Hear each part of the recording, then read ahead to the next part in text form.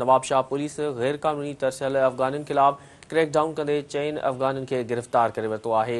Airport police ऐं A section police 4 अफ़गाननि खे गिरफ़्तार कयो।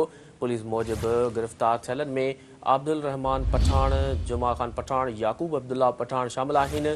पुलिस मूजिबि गिरफ़्तार अफ़गाननि खिलाफ़ फॉरन एक्ट तहत केस दाख़िल कयो वियो आहे। अव्हां खे आगाह करे रहिया आहियूं अहम ख़बर जे हवाले सां त नवाबशाह पुलिस गैर कानूनी तरसल अफ़गाननि खिलाफ़ क्रैकडाउन कंदे चइनि अफ़गाननि खे गिरफ़्तार करे वरितो आहे। एयरपोर्ट पुलिस ऐं सेक्शन पुलिस चइनि अफ़गाननि खे गिरफ़्तार कयो। पुलिस मूजिबि गिरफ़्तार थियलनि में अब्दुल रहमान पठान, जुमा खान पठान, याकूब अब्दुल्ला पठान शामिल आहिनि।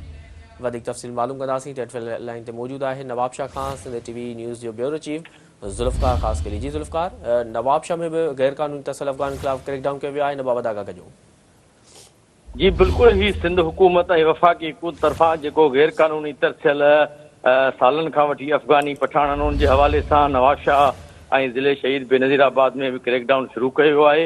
उन सिलसिले में SSP शहीद बेनज़ीराबाद शबीर सिटार हिकु प्रेस रिलीज़ जारी कई आहे त एयरपोर्ट पुलिस ऐं ए सेक्शन पुलिस नवाबशाह अलॻि अलॻि कार्रवायूं करे चइनि गैर तरसियल अफ़गानी पठाननि खे गिरफ़्तार कयो आहे, जंहिंजी जेकी सुञाणप थी आहे उहो अब्दुल रहमान पठान, जुमा खान पठान, अब्दुल्ला पठान ऐं याकूब खान पठान जेके अफ़गानिस्तान जा रहवासी आहिनि, जंहिंजे ख़िलाफ़ फॉरेन एक्ट तहत केस दाख़िल करे संदन कानूनी कार्रवाई पई कई वञे।